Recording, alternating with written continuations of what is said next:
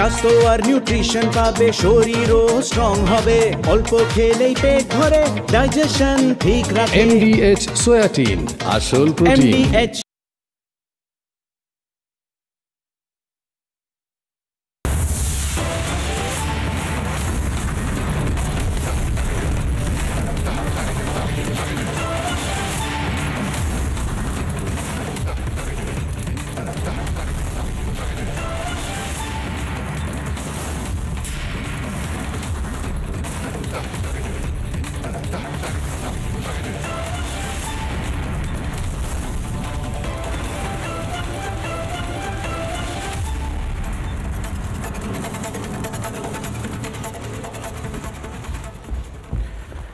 নমস্কার, জবাব চাই বাংলার এই বিশেষ এপিসোডে একটা দুঃসংবাদ নিয়ে এসেছি। দুঃসংবাদটা বাংলাদেশের জন্য, সুসংবাদ বলবো কিনা ভারতের জন্য সেটা এখনো ঠিক করিনি। তার কারণ ভারত কোনোদিন কারোর অনিষ্ট চায়নি।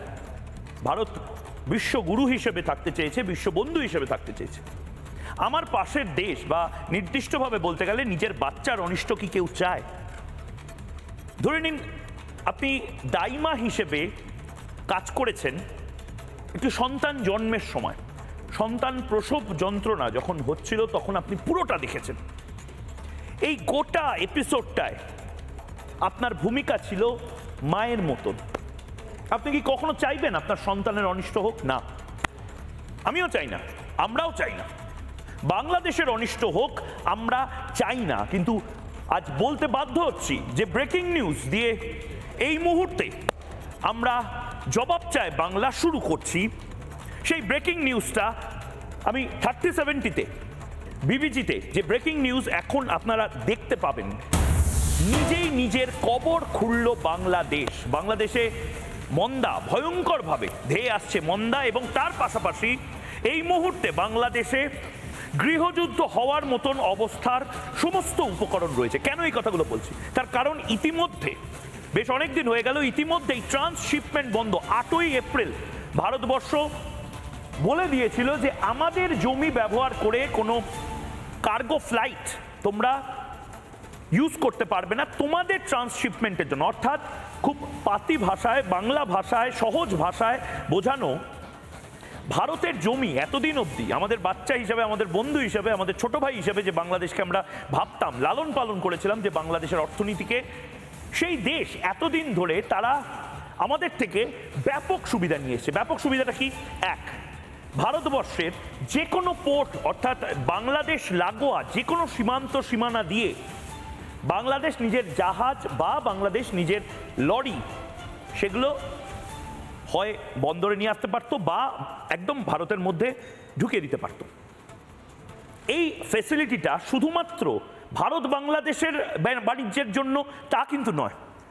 আজ ভারত থেকে বাংলাদেশের ব্যবসায়ীরা অনেকেই African country, American country, Canada, Singapore সমস্ত জায়গাতে নিজের জামা কাপড়, নিজের সমস্ত এক্সপোর্ট গুডস সেগুলো পাঠাতো ভারতের জমি ব্যবহার করে। কারণ ভারতের যে কাস্টম ইনফ্রাস্ট্রাকচার রয়েছে, ভারতের এক্সপোর্ট ইম্পোর্টের যে ইনফ্রাস্ট্রাকচার অর্থাৎ পরিকাঠামো রয়েছে, সেটা বাংলাদেশের থেকে অনেক ভালো। এবং ভারত থেকে যখন যায় তখন অনেক সহজে যায়। অনেক সময় আমরা দেখি যে বিভিন্ন কনসাইনমেন্ট, বড় বড় বস্তা, সেগুলো ভেঙে যেতে পারে, বাজে কন্ট্রাক্টরদের হাতে পড়তে পারে। এই সমস্ত একদম হেডেক ফ্রি বাংলাদেশের যারা ব্যবসায়ীরা ছিল তারা এটা করতে পারত। 8ই এপ্রিল থেকে বন্ধ করে দেওয়া হয়েছে এই মোহাম্মদ ইউনুসের জন্য।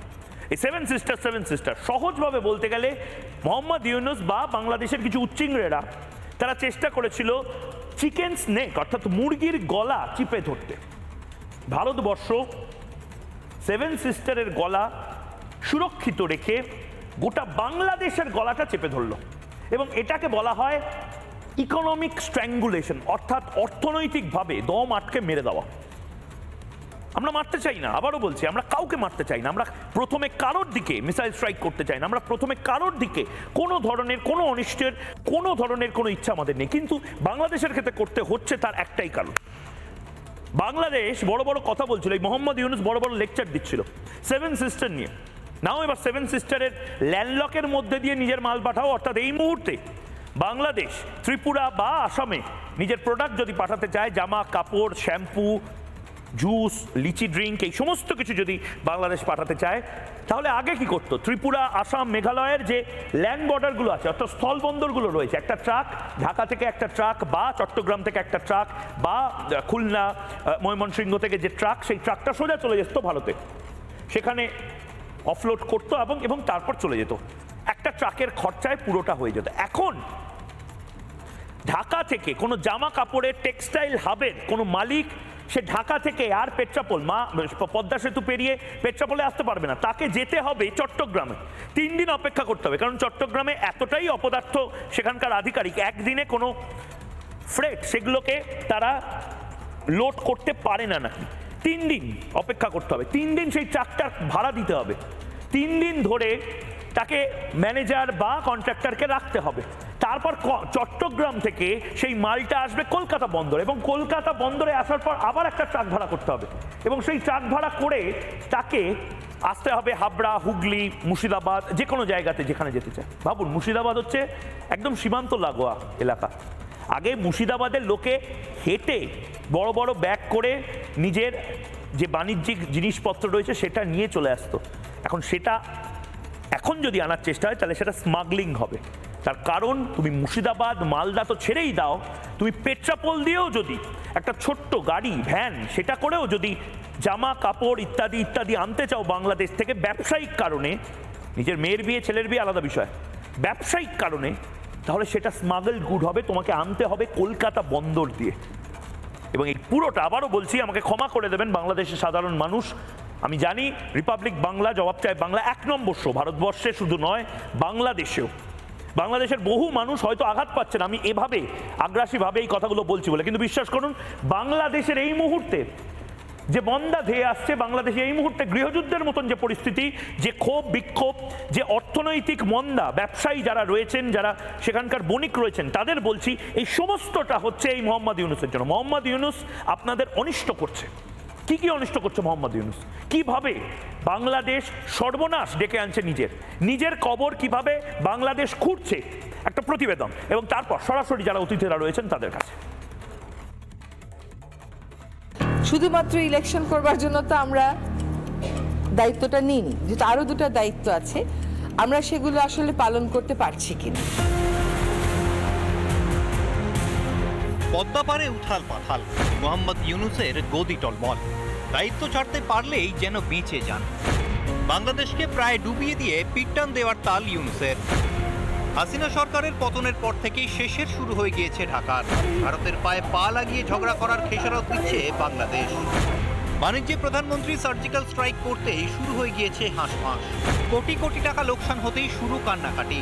ব্যবসায়ীরা চাপ দিচ্ছেন ইউনূসকে, ভারতকে না চটাতে বলছেন ওপারের বণিকরা। প্রায় 1 বছর ধরে বাংলাদেশের বাজারে জিনিসপত্র দামে আগুন। থলি ভর্তি টাকা নিয়ে গিয়েও জিনিস আনতে হচ্ছে পকেটে করে। হাড়ে মা ভবানী, এটাই বাংলাদেশের কাহিনী। এই অবস্থায় দীর্ঘ সময় ধরে ভারত চৌকাঠ পেরোতে না দিলে এবার না খেতে পেয়ে মরবে বাংলাদেশ। অর্থনীতির অধ্যাপক ঢাকার মসনদে বসেই যেন কোমায় পাঠিয়ে দিয়েছেন নিজের দেশের অর্থনীতিকেই। প্রশাসন চালাতে ডাহা ফেল ইউনূস সাহেব। নাকানি চোবানি খাচ্ছে অন্তর্বর্তী সরকার, অথচ তাগিদ নেই ভোট করানোরও। আর এতেই চটেছে বিএনপি, বাংলাদেশের সেনাবাহিনী। খালেদা জিয়ার দল তো চোখ রাঙাচ্ছেই, এবার হুঙ্কার দিচ্ছেন সেনা প্রধানও। দ্রুত বদলাচ্ছে পরিস্থিতি, কখন যে কি হয়ে যায় কিচ্ছু বলা যায় না।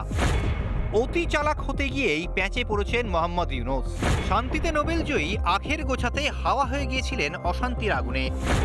এতেই বেজায় চটেছে বাংলাদেশের মানুষ। পদ্মাপারে গৃহযুদ্ধ কি স্রেফ সময়ের অপেক্ষা? ফের কি একবার পালা বদলের জন্য শুরু হবে লড়াই? ইউনূস জমানার জবনিকা পতন কি স্রেফ সময়ের অপেক্ষা? রিপাবলিক বাংলা। যারা এই মুহূর্তে রয়েছেন, আমি আবারও বলছি, তাদের সাথে লড়াইয়ের থেকেও গুরুত্বপূর্ণ আজকে বোঝা, কিছু লোককে বোঝানো যারা বাংলাদেশ থেকে যুক্ত হবেন, কিছু লোকের থেকে বোঝা যে ভারতবর্ষ চায়নি অনেক জিনিস, কিন্তু ভারতবর্ষ যেটা করলো সেটা মাস্টার স্ট্রোকের থেকেও বড় কথা। এই মোহাম্মদ ইউনূসের এই লাফালাফি, এই সেভেন সিস্টার বলা, এই সমস্ত কিছুকে বন্ধ করার একটা অন্যতম হাতিয়ার। কোন বাইকটা আলোড়ন ফেলে দেওয়া একটা শব্দ, আর সবচেয়ে বড় বিতর্ক সৃষ্টি করা আরেকটা শব্দ। কোন বাইকটা দুটোই করেছে? মোহাম্মদ ইউনুস, সত্যি মোহাম্মদ ইউনুসের একটি 30 সেকেন্ডের বাইট, সেইটা গোটা ভারতীয় উপমহাদেশের সবচেয়ে বিতর্কিত বাইটে পরিণত হয়েছে। কেন? মোহাম্মদ ইউনুস সে নেপালে বা চায়নায় বসে সেভেন সিস্টার নিয়ে বলছে আলাদা বিষয়। সেভেন সিস্টার কেন বিভিন্ন কিছু নিয়ে বলতে পারে। আমিও যেরকম রংপুর চট্টগ্রাম নিয়ে বলি, আমিও যেরকমভাবে বলি যে সত্যিই তো চট্টগ্রাম মাঙ্গে আজাদি, রংপুর মাঙ্গে আজাদি, ময়মনসিংহ মাঙ্গে আজাদি, আমি বলি এগুলো। কিন্তু একজন রাষ্ট্রপ্রধান, state actor, non state actor নয়, স্টেট অ্যাক্টর, সে নেপালে বসে বলছে যে বিভিন্ন দেশ আছে যাদের সাথে বাংলাদেশ ব্যবসা করতে পারে। তারপর সে বলছে নেপাল, ভুটান আমাদের দেশ, বা সেভেন সিস্টার যেরকম, সেভেন সিস্টার যেরকম, সেভেন সিস্টার কি কোনো দেশ নাকি? সেভেন সিস্টার দেশ ছিল না, দেশ নয়, দেশ হবে না। সেভেন সিস্টার ভারতের, যারা জানেন না, 7টা রাজ্য, উত্তর পূর্বের 7টা রাজ্য, যে রাজ্যগুলোর মধ্যে মণিপুর, মিজোরাম, অরুণাচল প্রদেশ, এই সমস্ত গুরুত্বপূর্ণ রাজ্যগুলো রয়েছে, সেই রাজ্যগুলো পড়ে। ত্রিপুরার মতন রাজ্য পড়ে, যে রাজ্যের 90% সীমান্ত।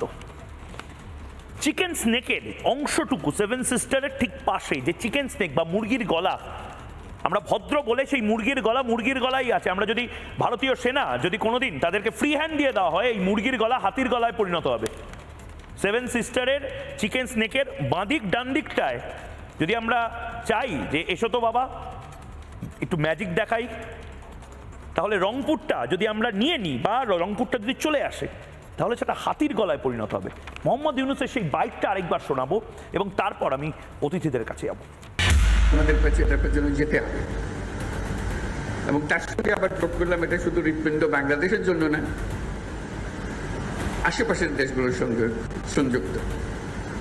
যে কারণে নেপালের কথা বললাম, ভুটানের কথা বললাম, সেভেন সিস্টার্সের কথা বললাম, সবার জন্য হৃৎপিণ্ড একটাই, নেপালের জন্য হৃৎপিণ্ডই নেই, কাজে আমাদের হৃৎপিণ্ড দিয়ে তাকে চালতে হবে। যারা এই মুহূর্তে রয়েছেন তাদের সাথে আলাপ করে নেব। এই মুহূর্তে দেবাশিস চৌধুরী অধ্যাপক রয়েছেন ভারত থেকে, সুদীপ্ত গুহ প্রযুক্তিবিদ, রাজনৈতিক বিশ্লেষক রয়েছেন ভারত থেকে, ঝন্টু বড়াইক অধ্যাপক রয়েছেন ভারত থেকে, মোহাম্মদ আবু আবিদ সমাজকর্মী এবং সাংবাদিক রয়েছেন বাংলাদেশ থেকে। আবিদ ভাই অনেক অনেক স্বাগত, প্রথমবার ময়ূকের শোতে আপনি এসেছেন। কে এম রকিবুল ইসলাম রিপন এই মুহূর্তে রয়েছেন সভাপতি দেশ বাঁচাও মানুষ বাঁচাও আন্দোলন বাংলাদেশ। দুজন অতিথি বাংলাদেশের থেকে রয়েছেন। আমি দুজনের কাছে যাব, কিন্তু শুরুতেই ঝন্টু বড়াইকে থেকে। ঝন্টু বড়াইক, এতক্ষণ যে কথাগুলো বলছিলাম এবং যে আশঙ্কা প্রকাশ করছিলাম, ইকোনমিক স্ট্র্যাঙ্গুলেশন, অর্থনৈতিকভাবে মেরে দেওয়ার একটা সহজ পদক্ষেপ, এবং এটা আমরা মারতে চাই না, আমরা বেসিক্যালি বোধহয় বোঝাতে চাই যে ভারত অনেক কিছু পারে, ভারতের পেছনে লেগো না বাবা। ঝন্টু বড়াইক। না দেখো, এই অর্থনৈতিক যে বাধা বা তুমি ইকোনমিক স্ট্র্যাঙ্গুলেশন বললে, এটা কিন্তু অর্থনৈতিক শুধু নয়, এটা রাজনৈতিক বাধ্যবাধকতার থেকে, দীর্ঘ টানাপোড়েন থেকে ভারত বাধ্য হয়েছে এই সিদ্ধান্ত নিতে। আমি অস্বীকার করছি না, এটা একটা অমানবিক একদিকে, কিন্তু একটা দেশের রাজনৈতিক স্থানীয় স্থিতাবস্থার প্রশ্নে একটা দেশ যখন অর্থনীতিকে হাতিয়ার করে এটার রাজনীতিক একটা সুস্থ সমাধানের জন্য এগোয়, এই যে ইকোনমিক ব্লকে শুধু ভারত করেনি, ইউরোপ, আমেরিকা, ইসরায়েল, প্রত্যেকটা দেশ তার পলিটিক্যাল এবং আভ্যন্তরীণ স্থিতাবস্থার ক্ষেত্রে যখন তার প্রতিবেশী থ্রেটেনিং হয়ে দাঁড়িয়েছে, তখন কিন্তু এই সিদ্ধান্ত নিতে বাধ্য হয়েছে। জলযুদ্ধ, ইকোনমিক যুদ্ধ, আদান প্রদান, এগুলো বন্ধ করার কিন্তু পলিটিক্যাল অ্যান্ড সোশ্যাল তাদের যে স্থিতাবস্থা, আমাদের যে একটা ভয়ানক রকমভাবে অস্থিরতা তৈরির চেষ্টা করছে। আমরা আমাদের পূর্ব প্রান্তে অবস্থিত আমাদেরই প্রতিবেশী রাষ্ট্র, যার আত্মপ্রকাশে আমাদের আত্মত্যাগ পৃথিবীতে সর্বজন স্বীকৃত, তাদের থেকে যে একটা অলিখিত যুদ্ধ প্রত্যেকটা মুহূর্তে তাদের রাষ্ট্রপ্রধানরা করে যাচ্ছে। এতদিন পর্যন্ত ছায়াযুদ্ধ হচ্ছিল, ওখান থেকে হাসিনার সময়ও আমাদের ওখানে ছায়াযুদ্ধ আরোপিত হচ্ছিল, কিন্তু এবার তো রাষ্ট্রপ্রধানরা সরকারিভাবে ছায়াযুদ্ধ করছে। সেভেন সিস্টার আমাদের প্রাণের অংশ, তাকে যখন আঙুল দেওয়া হচ্ছে। আমি ময়ূক তোমাকে 2-3টে তথ্য বলছি, যে দেখো এই যে ইকোনমিক্যাল স্ট্র্যাঙ্গুলেশনের ফলে দ্বিপাক্ষিক যেহেতু বিষয়টা, ভারতের ক্ষতি হবে, কিন্তু ভারত যেহেতু বিগেস্ট ইকোনমি, ভারত এই ক্ষতিটাকে কিন্তু মিনিমাইজ করতে পারবে অন্য প্রান্তে। কিন্তু বাংলাদেশ, যেই বাংলাদেশের সাথে ভারতের এই মুহূর্তে 530টা স্থলবন্দরের মাধ্যমে ব্যবসা হয় ময়ূক, 530টা। সেভেন সিস্টার এই 7টা প্রদেশে শুধু স্থলবন্দর দিয়ে ইয়ে করা হয় বাণিজ্য, কারণ জলবন্দর দিয়ে কোনো বাণিজ্যের প্রভিশন এই 7টা প্রান্তে নেই। ভারতবর্ষে 530টা স্থলবন্দর দিয়ে বাংলাদেশের সাথে শুধু ব্যবসা হয় না, এই মুহূর্তে বাংলাদেশের 166টা রপ্তানিকারী সংস্থা ভারতের উপর দাঁড়িয়ে আছে। শুধু তাই নয়, 2023-24 যেখানে ভারতের সাথে তাদের লেনদেন হয়েছিল 157 কোটি বিলিয়ন মার্কিন ডলার, সেখানে তারপরের বছর সেটা বেড়ে কিন্তু বেশ কিছুটা 31% বেড়ে যায়। অর্থাৎ প্রতিদিন যখন বাড়ছে, যেখানে গ্লোবাল ট্রেড রিসার্চ ইনস্টিটিউশন বলছে GTRI যে ভারতীয় বন্দরে নিষেধাজ্ঞার ফলে বাংলাদেশ থেকে আমদানি করা 770 মিলিয়ন মার্কিন ডলারের উপরে সরাসরি প্রভাব পড়বে, যেটা বাংলাদেশের ইকোনমির 42%। ময়ূক আরও সাংঘাতিক, যেটা তুমি চমকে যাবে, ভারত কিন্তু স্থলবন্দর বন্ধ করেছে, জলবন্দর নয়। কিন্তু জলবন্দর দিয়ে এই মুহূর্তে ভারতে ঘুরপথে যদি প্রোডাক্ট আনতে হয়, দুটো অপশন, পশ্চিমের মুম্বাইয়ের নেভো সেবা আর পূর্ব ভারতের পশ্চিমবঙ্গের কলকাতা বন্দর। আমরা জানি এই ঘুরপথ দিয়ে বাংলাদেশ যদি প্রোডাক্ট পাঠাতে চায় ন্যূনতম 21 দিন সময় লাগার কথা। ফলে বাংলাদেশ কিন্তু ছোট ইকোনমি, গ্রোয়িং ইকোনমি, সবচাইতে বড় ইকোনমি, যেটা কাঁচামালের যে তোমার বস্ত্রবয়ন শিল্প, যেই বস্ত্রবয়ন শিল্প টোটাল 76% দাঁড়িয়ে আছে আমাদের স্থলবন্দর দিয়ে ওদের জায়গায়, যেখানে ভারতের বড় মার্কেটে এই মুহূর্তে সবচাইতে বড় বড় প্রতিষ্ঠানগুলো মার্কস অ্যান্ড স্পেন্সার, লেভি স্ট্রসের মতন সংস্থা বাংলাদেশের বাজার থেকে কাপড় কিনতো, এরা কিন্তু রাস্তায় বসে পড়বে। তুমি যে ট্রামটা ব্যবহার করেছো, এই আর্থিক দুরবস্থা 1 বছর ধরে চলমান পলিটিক্যাল অস্থিরতার জন্য যেখানে গেছে, তারপরে যদি এত বড় ধাক্কা 42% ইকোনমি যদি ধসে যায়, আমি তোমাকে বলছি যাদেরকে তারা পলিটিক্যাল বন্ধু বলছে, বকলমে যাদেরকে বন্ধু ভাবছে তারা, পাকিস্তান বা চীন, তারা কিন্তু বাঁচাতে পারবে না। শুধু বাঁচাতে পারবে না, পলিটিক্যালি এটাই সত্য। একদম একদম বাঁচাতে পারবে না। শুধু তাই নয়, এই মুহূর্তে বাংলাদেশ থেকে মোহাম্মদ আবু আবিদ রয়েছেন, এবং ভারতের যারা অতিথিরা তাদের কাছেও আমি যাব। মোহাম্মদ আবু আবিদ, আমি ঝন্টু বড়াইকে শুধু একটু কারেক্ট করি। আপনি বলছিলেন যে হ্যাঁ, আমারও একটু মনে হচ্ছে অমানবিক। ভারত সরকার খুব স্পেসিফিক্যালি বলে দিচ্ছে, ভারত সরকার বলছে ঝন্টু বড়াইক যে আমরা লেভেল প্লেইং ফিল্ডে চলে এলাম। মানে এতদিন ধরে নিন ঝন্টু বড়াইক, আপনাকে আমি প্রচুর সুবিধা দিচ্ছিলাম, খাবার দাবার সব কিছু দিচ্ছিলাম, আর তার বদলে আমার যখন প্রয়োজন হচ্ছে বা আমাকে আপনি কিচ্ছু দিচ্ছেন না, উল্টে আপনি পেছন থেকে বলছেন না ভারত আমার শত্রু। ক্যাসে চলেগা এসে? মোহাম্মদ আবু আবিদ, বন্ধুত্ব একতরফা হয় না, যুদ্ধ একতরফা হয় না, বদমাইশি একতরফা হয় না, কিন্তু যেটা হয় তা হলো টানা উস্কানি দেওয়া। বাংলাদেশের রাষ্ট্রপ্রধান হয়ে মোহাম্মদ ইউনূস সেই উস্কানিটা দিয়ে বোধহয় আপনাদের ইকোনমিটাকে ধসিয়ে দেওয়ার দায়িত্বটা নিয়েছেন। এটা কি আপনি মানেন? ময়ূক, আপনাকে ধন্যবাদ আমাকে আমন্ত্রণ জানানোর জন্য। আমি প্রথমেই আসলে আপনার কাছে একটি অনুরোধ জানাবো যে আমি যতক্ষণ কথা বলবো আপনি উপস্থাপনার এতটুকু এথিক্স অন্তত মেনটেন করবেন, যে আমার কথা বলার সময়টাতে আপনি অন্তত কথা বলবেন না। আমি কথা বলবো না, কিন্তু আমি আপনাকে পথসভা বা নিজের পডকাস্টের মতন টানা বলতে দেব না। আপনার অনুষ্ঠানে যেহেতু এটি আমার প্রথম অংশগ্রহণ, আমি প্রথমেই আপনাকে বলে নিতে চাই যে আপনার সম্পর্কে একটি কথা আমি বলতে চাই, দয়া করে ব্যক্তিগত ভাবে নেবেন না ময়ূক। আমাদের কয়েক বছর আগে আমাদের একজন ভাইরাল হুজুর তার ওয়াজ মাহফিলে বলেছিলেন যে চিল্লাই কি মার্কেট পাউন যাইব, কিন্তু আসলে আপনি প্রমাণ করে দিলেন যে চিল্লাই মার্কেট পাউন যায়।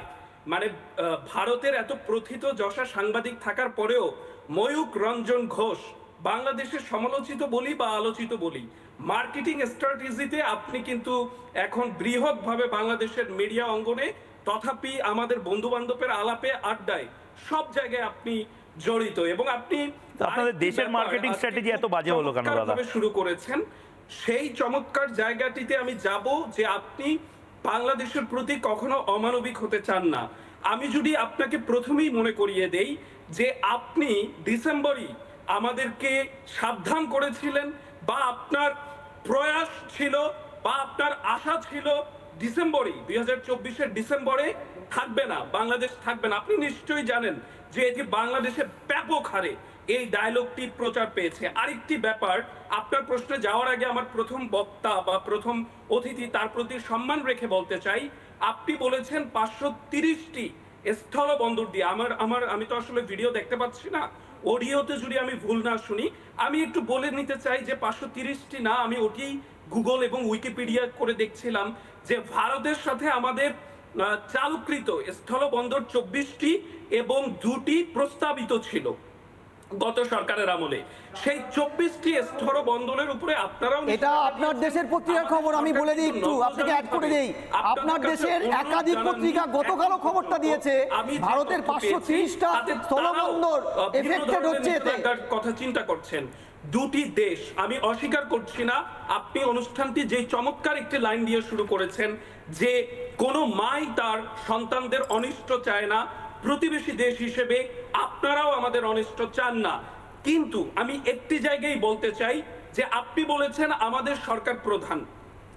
সরকার প্রধান, কিন্তু যদি সেভেন সিস্টার্স নিয়ে তার প্রথম বক্তব্য আমি আলোচনা করি ডক্টর মোহাম্মদ ইউনূসের, তিনি কিন্তু আমাদের মাননীয় প্রধান উপদেষ্টা বলেছেন যদি শব্দটা উচ্চারণ করেছেন, যদি ভারত আমাদের দেশে অস্থিতিশীলতার চেষ্টা করে, তখন তিনি বলেছেন যে তাহলে সেভেন সিস্টার্স, কিংবা যেহেতু সেভেন সিস্টার্স আমাদের সাথে অতপ্রতভাবে জড়িত, আমি মনে করি এটা অত্যন্ত কূটনৈতিক একটি লাইন যে ভারত যদি আমাদের দেশকে অস্থিতিশীলতার চেষ্টা করে তখন সেভেন সিস্টার্সও অস্থিতিশীল হয়ে পড়বে।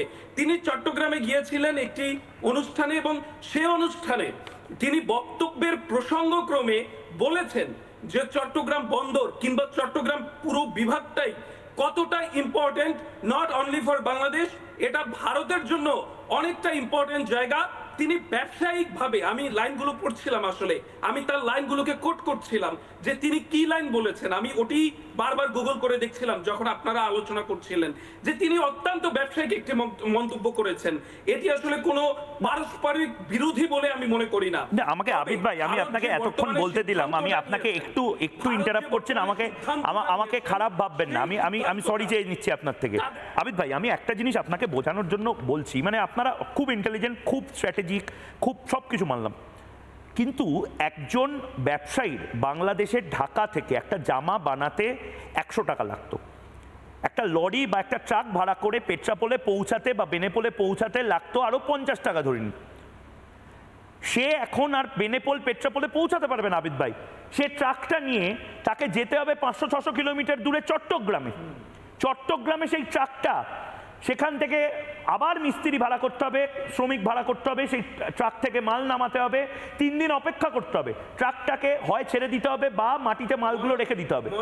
যদি বর্ষাকালে ভিজে যায়, আমি জানি না, শুনে নি, চট্টগ্রাম থেকে কলকাতা যাবেন, কলকাতাতে আবার বন্দর থেকে জাহাজ করে, বন্দর থেকে, আর জাহাজে নিশ্চয়ই 5টা মাল আসবে না, অনেক মাল আনতে হবে। আপনার প্রশ্ন আমি প্রথমেই বুঝতে পেরেছি, মানে আমি এটা কি ধরনের ইন্টেলিজেন্স, কি ধরনের বুদ্ধিমত্তা? 30 সেকেন্ড আমাকে একটু প্লিজ বলুন দাদা, এটা কি ধরনের বুদ্ধিমত্তা? নিজে যে ডালে বসেছেন সেই ডাল কাটছেন। টেনে আনি দাদা, আপনি একটু শুনুন। আপনার প্রিভিয়াস একটি কথা যদি আমি টেনে আনি যে 1971 সালে উপকারের পরেও এই দেশে কেন ভিন্ন মত বা ভারতীয় বিরোধী মত আপনারা দেখতে পান, তার জন্য আমি দায় করি বাংলাদেশের সরকারের চেয়েও বেশি দায়। এর পিছনে দায় কিন্তু ভারতের। কেন ভারতের আমি বলি, 1971 সালে উপকারের পরে আপনি একটা মানুষকে উপকার করলেন, তারপরে তাদের সামান্য বিষয়গুলোতে আপনারা যখন নাক গলান, তাদের ছোট্ট বিষয়গুলোতে আপনারা যখন বিবৃতি দেন, আপনারা কিছু হলেই আপনাদের ফরেন মিনিস্ট্রি থেকে উই আর কনসার্ন। হোয়াট? কেন আপনারা কনসার্ন হবেন?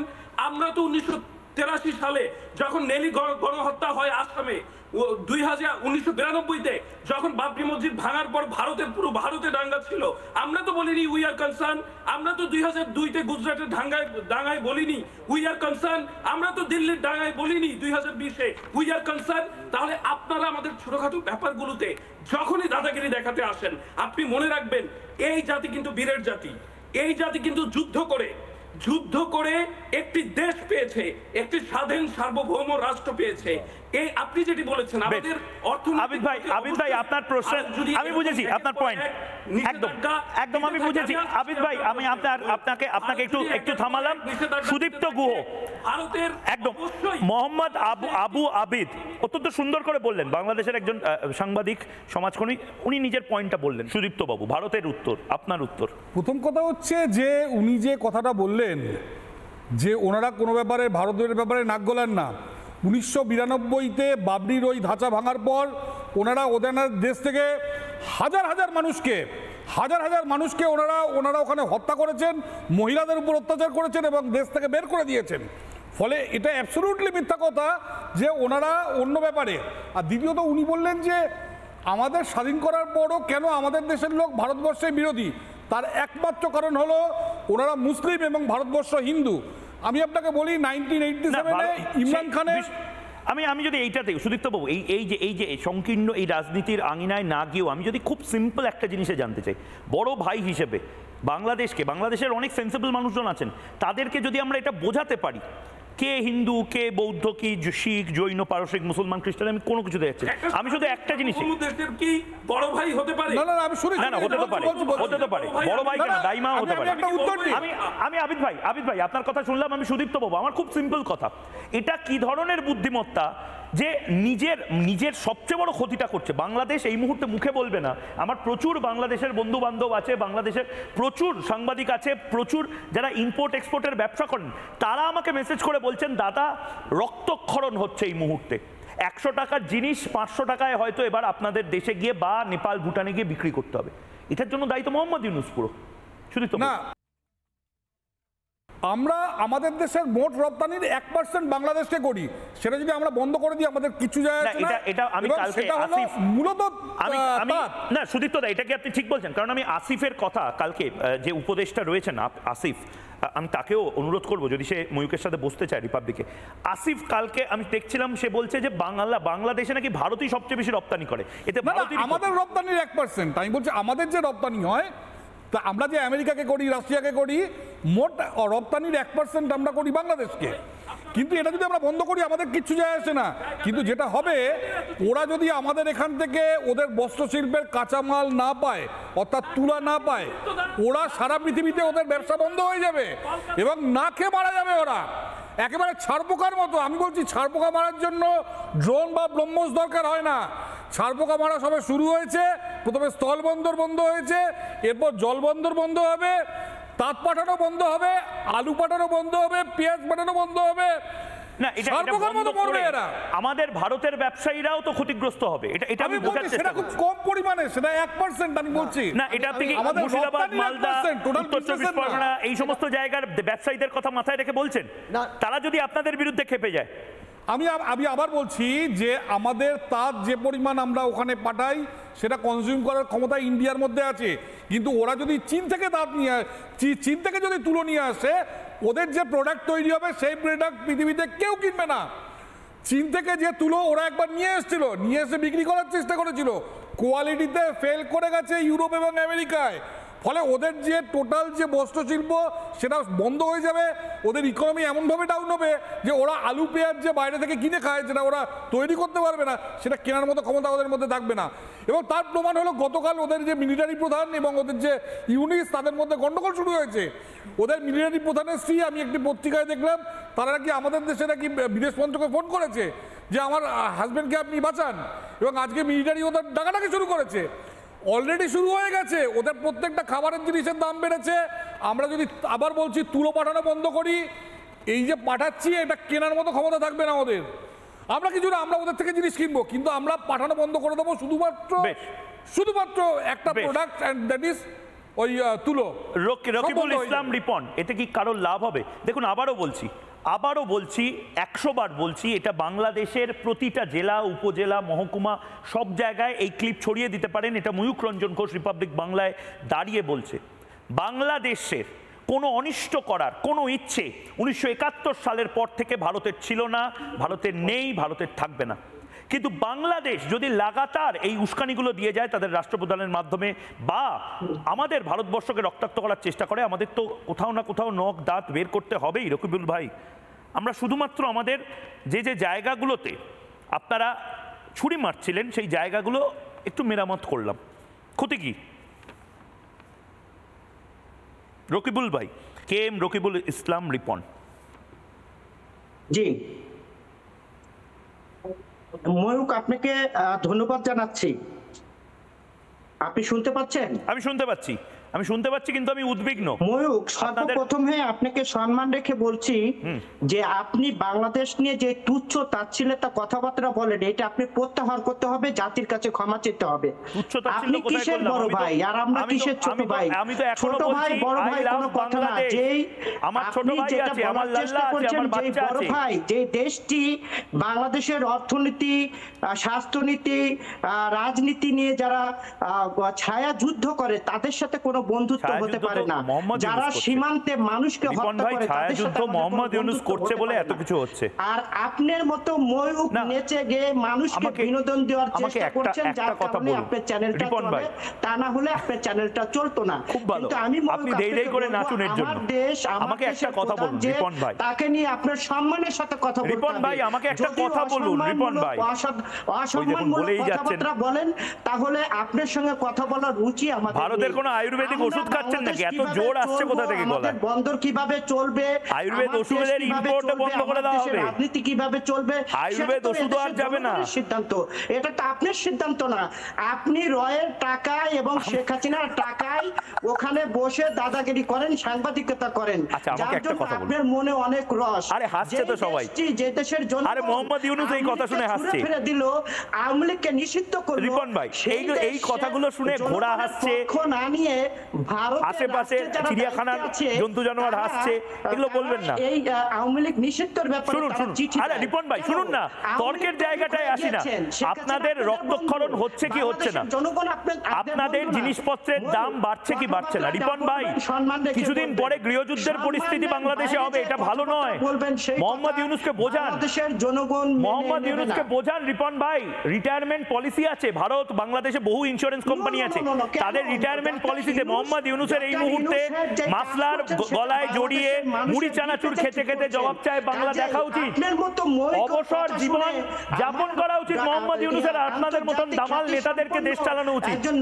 আমার তো মনে হয় মোহাম্মদ আবু আবিদ, কে এম রকিবুল ইসলাম রিপন, এরা দেশ অনেক ভালো চালাবে। আপনারা যারা আরে আপনাদের প্রশংসা করছি, একটু তো হাততালি দিন। আরে আপনাদের প্রশংসা করছি, আমাদের কোনো লাভ নেই। এখন ভারতের হোটেলে ব্যবসা নাই, ভারতের ব্যবসা নাই, যার জন্য আপনি ময়ূক মাথা খারাপ হয়ে যাচ্ছে। আমার মাথা খারাপ হয়ে গেছে, বিশাল মাথা খারাপ হয়ে গেছে। বাংলাদেশিরা আসছে না বলে আমার বিশাল মাথা খারাপ হয়ে গেছে। আমি চুলছি বাংলাদেশ নিয়ে আপনার এত মাথা ব্যথা না। আমি ভারতে আপনার বিরুদ্ধে সংগ্রাম হচ্ছে, মিছিল হচ্ছে, এই কারণে আমি রিপন ভাইকে এত ভালোবাসি। রিপন ভাই যা বলেন না তার জন্য আজ রাত 8টা থেকে 9টা তো আমরা হাসি, 9টার পর আমাদের ঘুমটাও ভালো হয়। রিপন ভাই আমি আপনাকে একটু থামাচ্ছি। হাত তুলছেন দেবাশিস চৌধুরী। বেশ রিপন ভাই, দেবাশিস চৌধুরী, দেবাশিস চৌধুরী, আমি জানি না মানে ভারতবর্ষের কেন মাথা গলানো উচিত। আমরা মাথা গলাই না প্রথমত কোনো দেশে, কিন্তু বাংলাদেশ আমাদের পাশের দেশ, তারা জঙ্গিদেরকে পুষবে, আনসারুল্লাহ বাংলার মতন কট্টরপন্থী সংগঠন বাংলাদেশে দাপিয়ে বেড়াবে, মুর্শিদাবাদ বর্ডার, সেই বর্ডারে বিভিন্ন ধরনের অসামাজিক কাজ, সেগুলো বাংলাদেশ থেকে এখানে হবে। বাংলাদেশের রাষ্ট্রপ্রধান চিকেন স্নেক, 7 সিস্টার নিয়ে লাগাতার কথা বলে যাবে। আর আমরা গৌতম বুদ্ধের দেশ বলে, আমরা ওম মণি পদ্মে হুম এই শব্দবন্ধগুলো ব্যবহার করি বলে আমরা শিব তাণ্ডব করতে পারবো না। পাকিস্তানে আমরা শিব তাণ্ডব স্তোত্র শুনিয়ে এসেছি। আমি একটু এসে রিপন ভাইয়ের কষ্টটা আমি বুঝি, তো রিপন ভাইকে সম্মান জানিয়ে বলছি, কেউ ছোট নয় কেউ বড় নয়, ঠিক আছে? তর্কের খাতিরে ভারত ছোট ভাই, ঠিক আছে? তুমি বড় ভাই, রিপন তুমি বড় ভাই। এবার তাহলে বড় ভাই হয়ে তুমি কি ছোট ভাইয়ের টাকা মারবে? একটা মন দিয়ে শোনো, এবার মন দিয়ে শোনো। 2015 সালে ছোট ভাই ভারত, 2015 সালে ছোট ভাই ভারত বড় ভাই বাংলাদেশকে 17,000 কোটি টাকার লোন দিয়েছে, 17,000 কোটি টাকার লোন দিয়েছে। তারপরে 2017-তে $4.5 বিলিয়ন ডলার, আবার 45,000 কোটি টাকার লাইন অফ ক্রেডিট 2017-তে ছোট ভাই ভারত, বড় ভাই বাংলাদেশ দিয়েছে। ভারত বাংলাদেশকে 17,000 কোটি টাকা লোন দিয়েছে। হ্যাঁ, 2015 কত টাকা লোন দেয়? 2017 না না, বাংলাদেশ আমাদের লোন দেয় না। 45,000 কোটি টাকার আমাদের বাংলাদেশ লোন দেয় না লাইন অফ ক্রেডিট। এবার বাংলাদেশ কিছুই দেবে না আমাদের। এবার বাংলাদেশ চট্টগ্রাম ডেভেলপমেন্ট অথরিটি, তাদের কাছে নথি আছে, বাংলাদেশের নথি, 50,000 কোটি টাকার ভারতীয় ব্যবসায়ীরা নিবেশ করেছে বাংলাদেশে, টাটা থেকে শুরু করে আম্বানি আদানি সবাই। এবার তোমরা বড় ভাই হয়ে ভারতের টাকা মারবে, লজ্জা হয় না? আমাদের টাকা ফিরিয়ে দাও।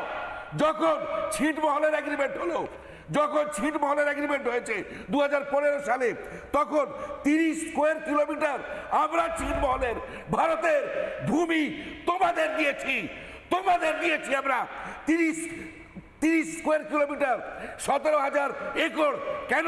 কেন তোমাদের ছিটমহল 3 বিঘা করিডোর, ওখানে বর্ডার রেশন হচ্ছিল না। আমরা আমাদের জমি দিয়ে বর্ডার তোমাদের নিরাপদ করেছি। কুচবিহারে দাদারা আছে, যদি আমার ভুল হয়, 30 স্কোয়ার কিলোমিটার জমি আমরা দিয়েছি ল্যান্ড বর্ডার এগ্রিমেন্টে। আমাদের জমি ফিরিয়ে দাও। তুমি বড় ভাই হয়েছো, আমাদের জমি ফিরিয়ে দাও। নির্লজ্জ বেহায়া। আমাদের মোটামুটি 1,00,000 কোটি টাকার ইনভেস্টমেন্ট ভারতের বাংলাদেশে আছে। আমাদের টাকা ফিরে দাও, তারপরে আমাদের টাকা ফিরে দাও। জনগণের মধ্যে কোনো বিভেদ ছড়ানো যাবে না। ভারতের যে শাসক দল মোদি, গুজরাটের কথায় যেই গুজরাটের প্রতিনিয়ত মুসলমানদের উপর অত্যাচার নিপীড়ন করে, আমরা যদি তোমাদের জিনিসকেরা বন্ধ করি, 7,000 কোটি টাকা 3 মাসে তোমরা রপ্তানি করেছো ভারতে, তোমরা না খেয়ে মরে যাবে। তোমাদের সব সম্পদ ভারত কেনে। আমাদের অনেক খাবার আছে, আমরা খাবার না খেয়ে মরবো না, আপনাদেরকে খাবার আরো দেব।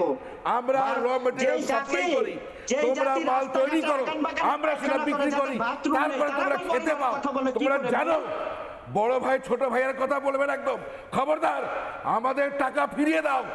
আমাদের সাথে অন্যায় করেছো তোমরা সব সময় ভারতটা খেয়েছো আর ভারতকে গালাগাল করেছো। বেঈমান কোথাকারের। তোমাদের কোরআনে এটাই লেখা আছে, তোমাদের ইসলামে কি এটাই বলে, এই বেঈমানি বলে। আচ্ছা আমি দুজনকেই শান্ত করছি। টাকার সুদ খাচ্ছ তোমরা। বেশ আমি দুজনকেই শান্ত করছি। আমি চাই না, আমি বিশ্বাস করুন, মানে আমি এমন একটা জায়গাতে চলে এসেছি এখন, আমি সত্যিই চাই না বাংলাদেশ বা বাংলাদেশের সাধারণ মানুষকে এটা প্রতিনিয়ত মনে করতে যে বাংলাদেশ আর হয়তো যেভাবে চলছে থাকবে না। সত্যি এটা নিয়ে গোটা বাংলাদেশে খুব বিতর্ক হয়েছে, কিন্তু আমি বাকিদের কাছে যাওয়ার আগে আমি একবার দেখাতে চাইছি আমি কেন বারবার বলছি বাংলাদেশে ভয়ঙ্কর মন্দা ধেয়ে আসছে। বাংলাদেশের যারা বণিক, যারা ব্যবসায়ী, যারা শিল্পপতি, তারা বিরক্ত। যারা বাংলাদেশে শিল্প বা অর্থ যোগান দেন, অর্থাৎ যাদেরকে গ্রোথ ইনভেস্টর বলা হয়, যারা গ্রোথ জেনারেট করেন, অর্থাৎ যারা বৃদ্ধির গাছটা বাংলাদেশে নিয়মিত লাগাচ্ছেন, তাতে জল দিচ্ছেন, তারা বিরক্ত। তার একটাই কারণ, মোহাম্মদ ইউনূস না দেশ সামলাতে পারছেন। এবং শুধুমাত্র তাই নয়, ভারতের যারা এই মুহূর্তে দর্শক আছেন, আপনারা হয়তো জানেন, আমি জানি না এখানে যারা বাংলাদেশের অতিথিরা আছেন তারা এই কথা স্বীকার করবেন কিনা, কিন্তু আমার বলতে কোনো অসুবিধা নেই। বাংলাদেশে এই মুহূর্তে যে ট্যাক্স স্ট্রাকচার শুরু হয়েছে, অর্থাৎ যে পরিমাণ ট্যাক্স, যে পরিমাণ সেস নেওয়া হচ্ছে, যেন মনে হচ্ছে যে যোদ্ধারদের সময় চলে এসেছে, যেখানে ভয়ঙ্করভাবে 50%, 60% ট্যাক্স আগে নেওয়ার সময় হতো, সেরকম একটা পরিস্থিতি। কিন্তু কয়েকটা জিনিস এই মুহূর্তে আমি দুটো ম্যাপ দেখাবো। আমি প্রথম যে ম্যাপটা, সেই ম্যাপটা দেখাতে চাই যেটা আমি বলছিলাম যে কিছু সুবিধা দেওয়া বন্ধ হয়ে গেছে। ভারত সেই সুবিধাগুলো আর দেবে না। মানে ভারতকে গালাগালি দেবে, ভারতের 7 সিস্টার নেওয়ার কথা বলবে, আর ঠিক 7 সিস্টার মানে 7টা রাজ্যতেই ঠিক ওপার থেকে, মানে দেওয়ালের এপার আর ওপার হচ্ছে ভারত আর বাংলাদেশ, জাস্ট ওপার থেকে লরি করে সমস্ত জিনিসপত্র এনে ভারতের বাজারে বিক্রি করবে, তারপরে নোট গুনতে ঢাকায় চলে যাবে। এটা হতে পারে না।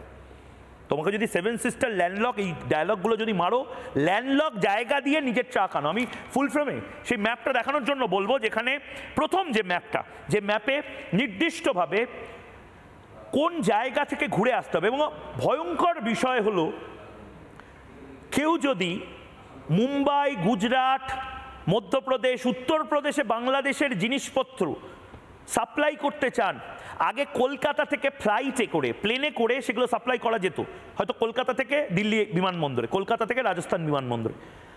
এখন শ্রীলঙ্কা ঘুরে জিনিসপত্র আনতে হবে, কারণ ভারত সরকার বলে দিয়েছে জামা কাপড়ের ক্ষেত্রে দুটো বন্দর ছাড়া, জলবন্দর ছাড়া কোথাও এটা হবে না। এটা একটা ম্যাপ। এই ম্যাপটা আমি দেখানোর পাশাপাশি আরেকটা ম্যাপ দেখাচ্ছি, যেখানে বারবার, সত্যিই তো সেভেন সিস্টার নিয়ে যদি এই কথাগুলো বলা হয়, কাহাতক আর আমরা রিল্যাক্স করে বলতে পারি ও দূর কিচ্ছু হবে না, কিচ্ছু হবে না, অনেক কিছু হতে পারে। পেহেলগাঁও হামলায় আমরা ঘুম উড়ে গেছে, শুধু নয়, পেহেলগাঁও হামলাতে আমরা দেখেছি যে আমাদের আশেপাশের যারা প্রতিবেশী আছে তারা সুবিধার নয় খুব একটা, পাকিস্তান সুবিধার নয়। আবারও বলছি, বাংলাদেশকে আমার পূর্বপুরুষ, তখন বাংলাদেশ নাম ছিল না, পূর্ববঙ্গ নাম ছিল, পূর্ববঙ্গ থেকে এক রাতের নোটিসে আমাদের মতন যারা এই মুহূর্তে কলকাতার মানুষজন আছে তাদের অনেককে চলে আসতে হয়েছিল পূর্ববঙ্গ থেকে, 47, 46, 1971-এ। বাংলাদেশের প্রতি আবেগ ভারতের ছিল, আছে, থাকবে, কিন্তু বাংলাদেশ এই বর্তমান সময়ে যদি অসভ্য হয়ে যায় কি করব? সুতরাং সেভেন সিস্টারকে কোনোভাবে যাতে আঘাত না পৌঁছানো যায়, আমরা এখন বাংলাদেশকে কাটল করে, অর্থাৎ বাংলাদেশকে পুরো ভুলে গিয়ে, ধরে নিন বাংলাদেশই নেই, আমরা এখন মিয়ানমারের সাথে অর্থাৎ বার্মার সাথে যোগাযোগ স্থাপন করে তাদের বন্দর ব্যবহার করে গোটা সেভেন সিস্টারকে খুলে দিচ্ছি একদম। দেবাশিস চৌধুরী বলছেন, সেই ম্যাপটাও দেখাচ্ছি, দেবাশিস দা সীতাবে পোর্ট আছে, এবং সেটা একদম এবং এটা কিন্তু ওদের জন্য সমস্যা হবে দেবাশিস দা। আরাকান সেনার দখলে কিন্তু এই পোর্টগুলো রয়েছে। শুধু তাই নয়, কালাদানটাকে আমরা কিন্তু অ্যাক্টিভলি চালু করেছি। এটা কিন্তু বাংলাদেশে কন্টিনিউয়াস ভারতের অখণ্ডতাকে যখন একটার পর একটা প্রশ্ন করছে, এত সুবিধা নেওয়ার পরে ময়ূক তুমি চমকে যাবে। এখানে তো উনি চিৎকার করলেন, আমি ভেবেছিলাম বাংলাদেশের কাউন্টার পার্ট যারা আসবে তারা অন্তত দেশের এই নৈরাজ্যের বিরুদ্ধে কথা বলবেন। এই প্ল্যাটফর্মগুলোতে আমরা যেমন আমাদের আভ্যন্তরীণ রাজনীতির বিরুদ্ধে, যদি আমাদের জনসাধারণের বিরুদ্ধে রাজনীতিটা হয়, আমরা মুখ প্রকাশ্যে বলি, এটা আমাদের দেশের ভালোর জন্য বলতে হয়। যেখানে ভারত এখনো পর্যন্ত ওদের পোশাকের $55 কোটি 2023-24-এর আমরা নেই, আমরা যার কাঁচামালটা 10% আমরা দিতাম, তারা বলছে যে ইকোনমিটা দাঁড়িয়ে আছে বস্ত্রবয়ন শিল্পের মাধ্যমে। কিছু কিছু কোম্পানি আমাদের সেভেন সিস্টার থেকে শুরু করে আভ্যন্তরীণ মার্কেটটা চষে বেড়াচ্ছে, সেগুলো বন্ধ হয়ে যাওয়ার পরে তারপরেও ওদের সরকার, এই স্বৈরাচারী সরকারের পাশে দাঁড়াতে হচ্ছে। একদম ঝন্টু ভাই, আমি একবার বাংলাদেশের যিনি চুপ করে বসে আছেন মোহাম্মদ আবু আবিদের কাছে আরেকবার যাই। মোহাম্মদ আবু আবিদ, আমি একটু সাইডে রাখেন না। হ্যাঁ, ডিমও তো বন্ধ করে দিয়েছিলেন, পেঁয়াজও তো বন্ধ করে দিয়েছিলেন, আলুও বন্ধ করে দিয়েছিলেন। তো কি হয়েছিল? বন্ধ করে দিয়েছিলাম তো কি হয়েছিল বলুন। শব্দ বন্ধ করিনি আমি, আলু পেঁয়াজ বন্ধ করতে পারি, শব্দ বন্ধ করিনি, আপনার ভয়েস বন্ধ করিনি। বলুন পেঁয়াজ না খেয়েছিলাম ময়ূক, আপনি উত্তর দিন। কি উত্তর দেবো? কবে রংপুর পাচ্ছি, কবে চট্টগ্রাম পাচ্ছি? পেঁয়াজ বন্ধ করেছিলেন, ডিম বন্ধ করেছিলেন, আলু বন্ধ করেছিলেন, এখন বন্দর বন্ধ করেছিলেন। আমি আবারও বলে যাচ্ছি, এই আমি একবার একটু বাকিদের থামাচ্ছি, কলকাতার ভারতের অতিথিদের থামাচ্ছি। আবিদ ভাই আমাকে একটা কথা বলুন, আপনারা কোথা থেকে পেঁয়াজ আনতে চান? চায়না থেকে, পাকিস্তান থেকে পেঁয়াজ আনতে চান? আরে না আবিদ ভাই, আপনাদের এটা তো আপনারা মানছেন যে আপনাদের আপদে বিপদে, যতই আপনাদের খারাপ লাগুক না কেন, ভারত আপনাদের আপদে বিপদে থেকেছে, ভারত আপনাদের অসুস্থতার সময় থেকেছে। এবং মোহাম্মদ ইউনূস যে বড় বড় ডায়লগগুলো দেয়, বাংলাদেশের সবচেয়ে বেশি পেসমেকার, এই যে চাচা জানরা যারা বলে 4 দিনে কলকাতা দখল করবে, সবচেয়ে বেশি পেসমেকার যে দমে তারা এই ডায়লগগুলো দিচ্ছে, সেগুলো কলকাতার হাসপাতাল থেকে আনা হয়েছে। আর আপনি যে ডায়লগগুলো দেন সেগুলো খুব বই পুস্তক থেকে আনা। আরে ভারত থেকে আনা। আই লাভ মাই ইন্ডিয়া, গর্বের সাথে বলি, ভারতীয় ডায়লগগুলো ভারতের ডায়লগ। আপনার টিভির সামনে বেশ। আবিদ ভাই সুদীপ্ত দা অনেকক্ষণ হাত তুলে রেখেছে। আমি একবার অনুরোধ করছি আবিদ ভাই আপনি প্রথমবার রিপাবলিকে এসেছেন, আপনি আমাদের দুলা ভাইয়ের মতন, জামাইয়ের মতন আজকে আদর পাবেন, কিন্তু দয়া করে আমি আপনাকে এর থেকে বেশি সময় দিতে পারছি না। বাংলাদেশ থেকে আরো রিপাবলিকে অনেকবার আসবেন আপনি, কিন্তু সুদীপ্ত গুহ বলছেন, বলুন। আমি আরেকটা কথা শেষ বলি, আপনারা গত 6 থেকে 7 মাস ওখানকার সংখ্যালঘুদের উপর যে অত্যাচার করছেন সেটা বন্ধ করুন। কারণ পাকিস্তানের উপর আমরা এই ব্রহ্মস থেকে শুরু করে বিভিন্ন অস্ত্র আজকে ফেলছি এই কারণে, কারণ ওখানে কোনো সংখ্যালঘু হিন্দু নেই। কালকে আপনারা যদি সব সংখ্যালঘুকে ওখান থেকে বের করে দেন, আমরা কিন্তু ফ্রি হ্যান্ড পেয়ে যাব, এবং এই ব্রহ্মস এবং এই যে অস্ত্রগুলো এগুলো আপনাদের দেশে কি আবিদ ভাই স্টেট বলে দিচ্ছি, দয়া করে সংখ্যালঘুদের উপর অত্যাচার বন্ধ করুন, এবং এই আমাদের যে ইয়ে আছে চিন্ময় কৃষ্ণবাবুকে ছাড়ুন। যদি না ছাড়েন এবং অত্যাচার যদি বন্ধ না করেন, এই ব্রহ্মস আমরা ঢাকায় টেস্ট করবো, এই ব্রহ্মস আমরা চিটাগাংয়ে টেস্ট করবো, এই ব্রহ্মস আমরা বরিশালে টেস্ট করবো, এই ব্রহ্মস আমরা খুলনায় টেস্ট করবো, তখন আপনারা দেখতে পাবেন। কিন্তু আমি দুপক্ষকেই শান্ত করছি, আমরা দুপক্ষকেই শান্ত করছি। আবারও বলছি, ভারতবর্ষ এমন একটা দেশ যে দেশ যুদ্ধবাজ নয়। ভারতবর্ষ একটা দেশ যে দেশ কোনোদিন যুদ্ধ শুরু করেনি, কিন্তু ভারতবর্ষ এমন একটা দেশ যে দেশ গৌতম বুদ্ধের দেশ, যে দেশ ওম মানি পদ্মে হুম বলে, যে দেশ নগর সংকীর্তন শোনে, কিন্তু সেই দেশই প্রয়োজনে ডমরু বাজায়, রুদ্রলীলা দেখায়। ভারতকে নিয়ে ছেলে খেলা করো না। আমি শুধুমাত্র বাংলাদেশ বা পাকিস্তান কাউকে নিয়ে বলছি না, সবাইকে নিয়ে বলছি। ভারতকে ভারতের মতন বৃদ্ধি পেতে দাও, এবং বাংলাদেশের যারা রয়েছেন তাদেরকে বলছি, বাংলাদেশেরও লাভ। আপনারা, আমি জানি না কি খাচ্ছেন, ইউনুস আপনাদের কি বোঝাচ্ছে। বাংলাদেশ অগ্রগতি করবে যদি ভারত আরো বড় সুপার পাওয়ার হয়। ভারত এবং বাংলাদেশ, ভুটান, নেপাল সবাই মিলে আমরা ভারতীয় উপমহাদেশকে আরো পাওয়ারফুল বানাতে পারবো। এই সহজ হিসেবটা কেন বুঝতে পারছেন না দাদা? মোহাম্মদ ইউনুস আপনাদের ডোবাবে। ভারতের পাশে থাকলে আপনাদের অগ্রগতি পাক্কা আছে, গ্যারান্টেড। এটা ছোট্ট বিরতির পর ফিরে আসছি, সঙ্গে থাকুন। MDH দম আলু, ডাল তড়কা এবং মাশরুম মশলা। MDH দিয়ে রাঁধলে খাবার হবে মজাদার। MDH আপনাকে সর্বদা নতুন স্বাদ দিতে প্রতিবদ্ধ।